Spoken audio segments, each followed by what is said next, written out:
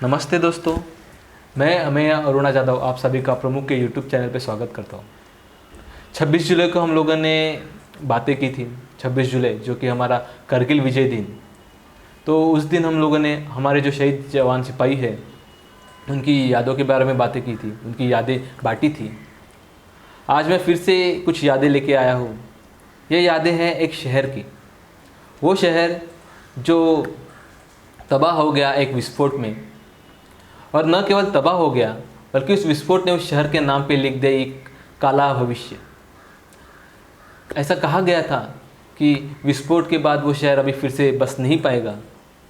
वहाँ पे जो लोग हैं वो जो लोग हैं वो आम जिंदगी नहीं बिता पाएंगे। पर इसके बावजूद जो शहर है वो न केवल अपने पाँव पे खड़ा हुआ बल्कि वो तरक्की की ओर चल पड़ा। ग्रीक माइथोलॉजी में एक पंछी के बारे में बोला जाता है, फिनिक्स पंछी। ये पंछी जो होता है वो अपनी राख से भी जी उठता है। ठीक उसी तरह ये शहर भी अपने राख से जी उठा था। जी हाँ, आपने एकदम सही पहचाना। मैं अब जिस शहर के बारे में बात कर रहा हूँ वो शहर है Hiroshima, the Phoenix city. Hiroshima Japan में स्थित एक शहर जिस पर आज से 76 साल पहले यानी 6 अगस्त 1945 में अमेरिका ने परमाणु बम डाले थे।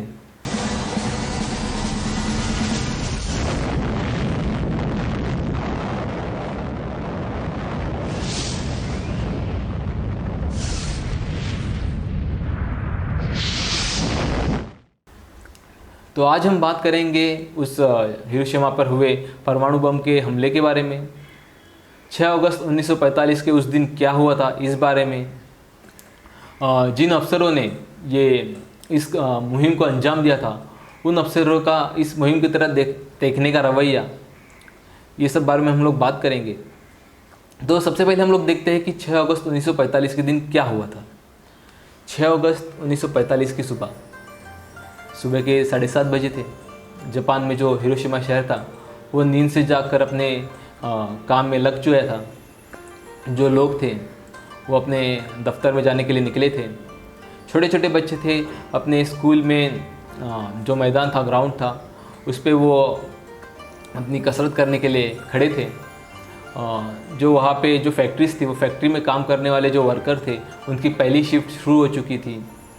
ख़रीदारी करने के लिए लोग घर से बाहर निकल रहे थे। जो हिरोशिमा शहर में जो प्रार्थना घर थे उस प्रार्थना घरों में लोग प्रार्थना करने के लिए इकट्ठा हुए थे। हिरोशिमा शहर के लग के ही एक सैनिकों की टुकड़ी थी, लश्कर की टुकड़ी रुकी हुई थी। तो उन जवानों की जो थी परेड शुरू हुई थी। तो ऐसे एक अच्छा खासा और आनंद भरा माहौल था हिरोशिमा में। सुबह के 8:10 हुए थे। तभी हिरोशिमा में जो हवाई हमले के बारे में जानकारी देने वाली सायरन बजता है वो सायरन बजा। लोगों ने आकाश में देखा तो केवल एक अमेरिकी जहाज़ आकाश में हिरोशिमा के ऊपर गोल घूम रहा था, चक्कर काट रहा था। तो लोगों ने उस जहाज़ की तरफ देखा। उस वक्त जो था दूसरा महायुद्ध चल रहा था। जापान, अमेरिका और ब्रिटेन के खिलाफ इस महायुद्ध में शामिल हुआ था। तो अमेरिका और ब्रिटेन के जो हवाई जहाज़ थे वो अक्सर जापान में आया करते थे। और जो जापान की सेना है, जापान के जो शस्त्र निर्मित के कारखाने हैं, फैक्ट्रीज है, उनकी छानबीन करके वो हवाई जहाज़ आके निकल जाते थे। तो जापान के लोग जो थे उन्हें उन सायरन की आदत सी हो गई थी। तो और लोगों की सोच भी थी कि केवल एक हवाई जहाज़ लेके अमेरिका जो है वो जापान के हिरोशिमा शहर पे हमला नहीं करेगा, ऐसी बेवकूफ़ी नहीं करेगा। तो लोगों ने वो सायरन सुनकर भी अनसुना किया। वो सायरन सुनकर उनको कुछ डर नहीं लगा और वो अपने काम में मशगूल हो गए। और जैसे लोगों को लग रहा था कि ये हवाई जहाज़ आके निकल जाएगा, उसी तरह वो हवाई जहाज़ आके वहाँ से निकल भी गया। पर तभी उस हवाई जहाज़ के पीछे से एक दूसरा हवाई जहाज़ हिरोशिमा की तरफ आते हुए लोगों ने देखा। सीधी रेखा में हिरोशिमा की तरफ बढ़ रहा वो हवाई जहाज़ एक कुछ ऊंचाई तक आया और वहाँ से वापस घूम गया। वो हवाई जहाज़ जब वहाँ से वापस घूमा तो उसमें से एक छोटी सी चीज़ बाहर पड़ी। वो हवाई जो चीज़ थी वो उस हवाई जहाज़ से गिरी और बहुत ही तेज़ी से हिरोशिमा की तरफ बढ़ रही थी। उस चीज़ में लगे हुए जो छाता था वो खुल गया और अब उस चीज़ की जो स्पीड थी कम हो गई, वो बहुत धीमी गति से हिरोशिमा की तरफ बढ़ने लगा। लोग देख रहे थे वो चीज़ क्या है, उन्हें समझ में नहीं आ रहा था वो चीज़ क्या है। वो अंदाज़ा लगा रहे थे कि वो चीज़ क्या हो सकती है। तभी वो चीज़ नीचे आकर गिरी और एक बहुत बड़ा विस्फोट हुआ और उस विस्फोट से न केवल हिरोशिमा बर्बाद हो गया बट उसी के साथ जो जापान और बाकी की दुनिया थी वो पूरी तरह से हिल गई। जी हाँ, अमेरिका ने पहला परमाणु बम जापान पर गिराया था, जापान के हिरोशिमा शहर पर गिराया था।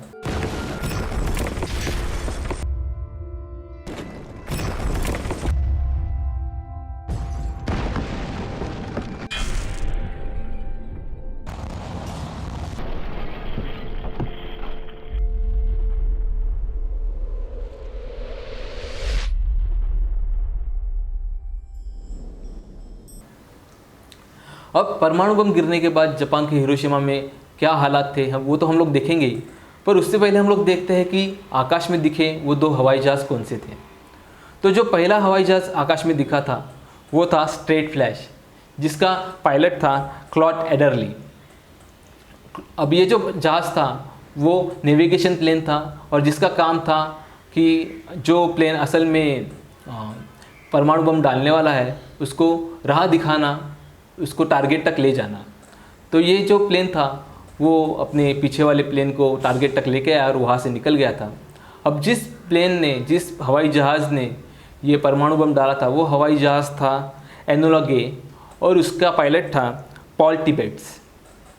तो पॉल टिबेट्स और जो ये थे क्लॉड एडरली, उन दोनों को ये तो पता था कि उन्हें जापान के हिरोशिमा शहर पर बम डालना है, पर उन्हें ये शायद ही पता हो कि वो जो बम था वो परमाणु बम था और उसकी वजह से बहुत ही बड़ा नुकसान होने वाला है। इतना बड़ा नुकसान जो हिरोशिमा शहर को भविष्य में भी झेलना पड़ने वाला है। दोनों वैमानिकों ने जापान पर बम डाला, वो वहाँ से निकले। उन्हें उनकी सेना ने कहा था कि जैसे ही वो बम डाले तो प्रोटेक्टिव गॉगल अपने आँखों पे चढ़ा ले। दोनों ने अपने प्रोटेक्टिव गॉगल जो थे आँखों पे चढ़ा ले और वो अमेरिका की तरफ निकल पड़े थे कि तभी विस्फोट हुआ और उस विस्फोट की वजह से जो कंपन हुए वो कंपन उनके हवाई जहाज़ों को महसूस हुए। दोनों ने जो थे प्रोटेक्टिव गॉगल पहने हुए थे, पर उसके बावजूद भी जो विस्फोट की वजह से जो प्रकाश का बड़ा बवंडर उठा था वो उनको महसूस हुआ था। दोनों ने पीछे मुड़कर जब देखा तब वहाँ शहर कहने लायक कुछ भी बचा नहीं था।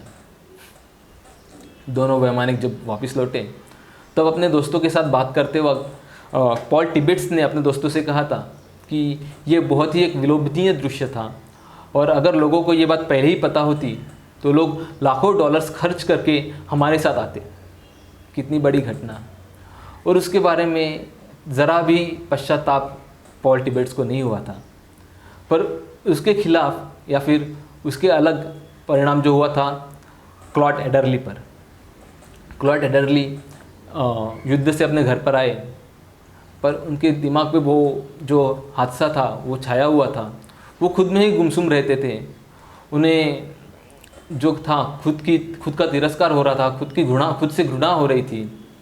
वो कभी अपने आप को दोष देते तो कभी अमेरिका सेना को। वो जब रास्ते से चलते तब उन्हें कोई अगर यूनिफॉर्म पहने हुए आदमी दिखता जैसे कि पुलिस, पोस्टमैन, तो वहाँ से भाग जाते। उन्हें वो यूनिफॉर्म से एक तरह से का डर लगने लग गया था। अमेरिका सरकार ने युद्ध में शामिल सिपाहियों को पेंशन देने की योजना शुरू की थी, तो वो पेंशन क्लॉड एडरली के लिए भी आया करता था, पर क्लॉड एडरली ने वो पेंशन लेने से साफ मना कर दिया। कुछ दिन बाद क्लॉड एडरली अपने घर से भाग गया। वो दिन भर चलता रहता, जो भी काम मिलता वो काम करता। कुछ दिनों बाद उसने चोरी करना भी शुरू कर दिया। चोरी करने के बाद वो पकड़ा जाता, उसे जेल भेज दिया जाता। जेल से जब वो छुट्टा तो वापस चोरी करता और वापस जेल चला जाता। उसके उस बर्ताव के बारे में जब लोगों ने उससे पूछा कि ये सब वो क्यों कर रहा है, तब उसने कहा कि उसने जो कुछ किया है उसका जो बोझ है वो बहुत ही बड़ा है। उसने जो गुनाह किए हैं उस गुनाह की शिक्षा उससे भुगतनी ही पड़ेगी। जी हाँ, क्लॉड एडरली ने जो भी गुनाह किए थे उसका बोझ सच में बहुत भारी था, क्योंकि इस परमाणु विस्फोट में लगभग 1 लाख से भी ज़्यादा लोग झुलस कर मर गए थे। 50,000 से ज़्यादा लोग झुलस कर अपाहिज हो गए थे। इस परमाणु बम के विस्फोट में लगभग 2 लाख डिग्री सेल्सियस हीट पैदा हुई थी। और इस जो हीट की वजह से हिरोशिमा शहर में जो भी जीव सृष्टि थी, जो भी पेड़ पौधे थे, पशु पक्षी थे, सब मारे गए थे। इस विस्फोट की वजह से जो हीट पैदा हुई थी वो आसमान में लगभग 2000 फीट तक ऊपर चली गई थी। और उसके पीछे धुएं का जो काला बादल था वो फैल कर ऊपर तक चला गया था। जो हवा ऊपर चली गई थी उस वजह से बारिश गिरनी शुरू हो गई। जो लोग इस विस्फोट में झुलस कर ज़ख्मी हो गए थे, उन्होंने आसमान में देखा कि बारिश हो रही है, तो उन्हें थोड़ी राहत मिली थी। पर जैसे ही वो बारिश की बूंदें ज़मीन पे गिरी तो हिरोशिमा की जो ज़मीन गर्म हो गई थी, उसमें गर्म गर्म भाप निकलने लगी और उस भाप में झुलस कर जो लोग थे वो मारे गए। हिरोशिमा शहर के सीमा पर एक गोदाम था। उस गोदाम में एक 14 साल का लड़का काम कर रहा था। खिड़की में बैठकर वो शहर की तरफ देख रहा था और जब विस्फोट हुआ तो एक चाकू की तरह उसके आंखों में चुभने वाला प्रकाश उसने देखा। भूकंप के बाद इमारत जिस तरह से हिलती है उस तरह का धक्का उस गोदाम को महसूस हुआ। वो जो लड़का खिड़की के पास बैठा था वो उड़कर दूर गिर गया। वो लड़का डर गया। वो डर कर भाग कर अपने गोदाम से बाहर आ गया। गोदाम से बाहर आकर जब वो खड़ा रहा तब वो इमारत ढह गई। वो लड़का काफ़ी डरा हुआ था। उसने शहर की तरफ देखा तो जो शहर था वो धुएं की काली चादर के पीछे ढक गया था। शहर बिल्कुल भी नहीं दिख रहा था। वो डर डर कर शहर की तरफ बढ़ने लगा और जैसे जैसे वो शहर की तरफ बढ़ने लगा उसने जो देखा वो शायद किसी नरक से कम नहीं था। जगह जगह पर इस विस्फोट की वजह से झुलसी हुई आदमियों की लाशें गिरी हुई थी। कई जगहों पर जो आदमी मरे नहीं थे वो आदमी आधे जले हुए हालत में मदद की याचना कर रहे थे। वो सब देखकर वो लड़का डर गया, रोने लगा। और बुरी बात तो ये है कि जो दुष्परिणाम उस लड़के ने देखे थे वो सिर्फ वहीं तक सीमित नहीं थे। इस परमाणु बम के विस्फोट के जो दुष्परिणाम थे वो बहुत लंबे तक चलने वाले थे। परमाणु बम से जो रेडिएशन पैदा हुआ था वो रेडिएशन वहाँ के जगह पे फैल चुका था और उस वजह से उस जगह पर जो भी बच्चे पैदा होते हैं वो अपाहिज पैदा होते थे। वहाँ के लोगों के जेनेटिक्स में प्रॉब्लम आने लगे। वहाँ के जो बच्चे पैदा होते थे वो दुर्बल या फिर बीमार पैदा होते थे। तो ऐसे हालत में हिरोशिमा एक वक्त में था और ऐसे हालत से निकलकर उन्नति की तरफ बढ़ना बहुत ही मुश्किल था। पर हिरोशिमा ने अपने आप को उस मार्ग पर खुद को ले गया। हम सच में तारीफ़ करते हैं हिरोशिमा के बुलंद हौसले की, जिन्होंने अपने आप को इस कठिन परिस्थितियों से निकालकर एक उन्नति के मार्ग पर ले गया, खुद को ग्लोबल सिटी साबित कर दिया।